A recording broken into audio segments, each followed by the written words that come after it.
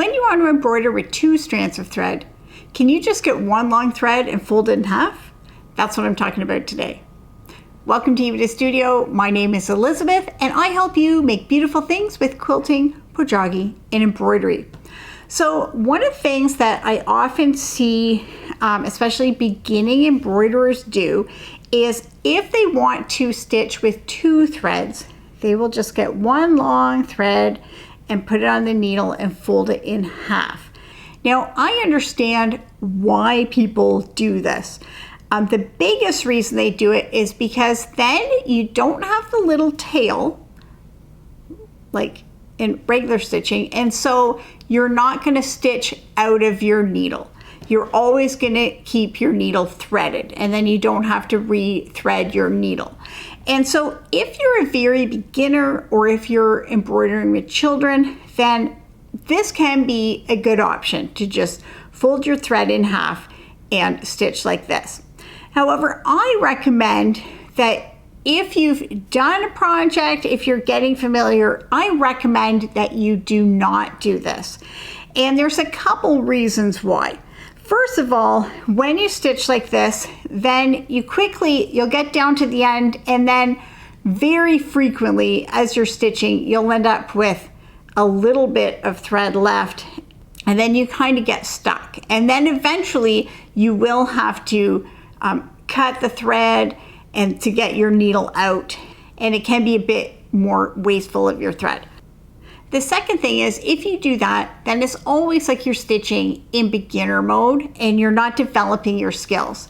So if you embroider like this with a tail on your thread, then you will be able to practice and you will get used to being able to manage that.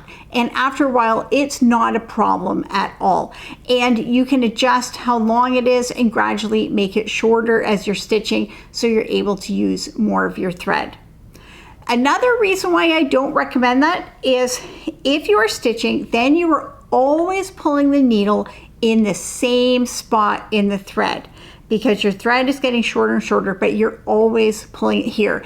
And that can cause wear and strain on your thread, and sometimes it might even break in where the needle is. Whereas if you're stitching with a tail, then when you have a long thread, you can have a long tail, and as you stitch, your tail can gradually get shorter, and you can see the needle is at a different point in the thread. So you can move it around and it's not strained at one point in the thread. And then something else that it might be a little bit controversial, but for some people that are like high-end embroiderers and they're working with specialty threads or very unique fibers, sometimes thread and fiber has a grain, and you always want to stitch in the same grain. And so if you had your thread doubled over onto itself, then one thread would have a grain going one way and one thread would have a grain going the other way, and that might be a problem.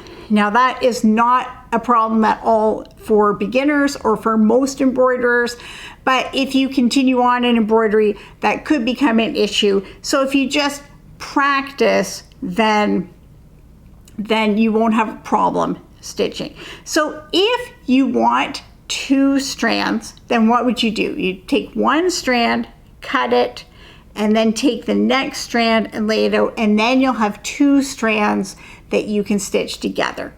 One other time when you cannot do that is if you're using variegated thread, because you can see if I pull out the thread, it has all different colors on it. There's pink and brown, and so obviously if I just folded it back onto itself, you can see that the 2 colors won't even line up. So it's like you're stitching with 2 different colors, which I know you can have a lot of fun effects if you stitch with 2 different colors of thread, but you'll have a lot more control if you pick the 2 threads instead of just randomly folding in half a variegated thread.